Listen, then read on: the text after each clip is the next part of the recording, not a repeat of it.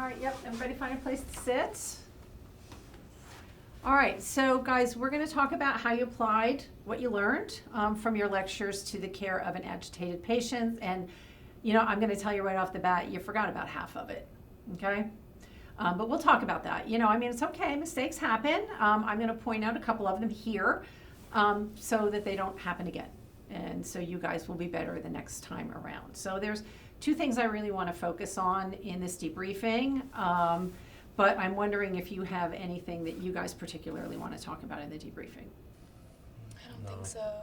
No. All right, so this was a scenario about you applying the nursing process, your communication strategies in the care of a patient who's having an acute psychotic episode with aggression, and it was also about safe medication administration. Okay? So how did that feel? A little overwhelmed. Yeah, okay. Yeah, definitely felt like I wasn't in control. Definitely very nerve-wracking.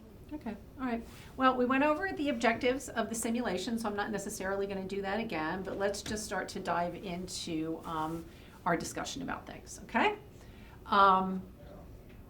So you guys were working like a team, as part of a team, and so, like, how did you guys watch out for each other and help each other in this?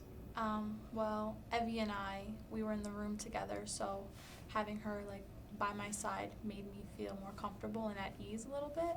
Okay. Yeah, and I noticed where they were in the room, and I asked them to come closer to the door. Okay, all right. So the simulation was designed to help you develop your competency in key nursing actions. So how did that feel? I'm not quite sure if we made it or not. Okay. Yeah, Okay. definitely feel uneasy.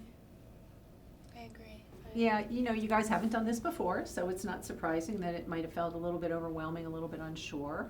You know, I think it'll help if we can go back to remembering what those 6 things are that nurses can do in the care of a patient like this. So you guys remember what the 6 things are from lecture? Verbal de-escalation. Okay, there's one, yeah. The position of the door in the room. Okay, so that was another one. I saw you guys do that, so that was good. Okay, there's 4 more. What are the other 4? I don't know. I don't know either. I'm not sure. So, like, if we're in lecture and you get a list of 6 things, it's not a very long list, you know, and I do that to be helpful so that you guys can just remember 6 things. And so maybe you need a little bit of work with, like, how you memorize things, like create a mnemonic or color code things or something. So, look, it's really important that you guys have this information available to you when you're caring for a patient like this. So what I want you guys to do when you leave here is go back, look up those 6 things, and get them memorized. And next week, when we come back in the sim lab, the first thing we're going to do is I'm going to ask you guys to tell me what those 6 things are. You got to know this stuff, because these kinds of situations with agitated patients, they're going to happen all the time. You know, more and more, and sometimes you even have to de-escalate family members.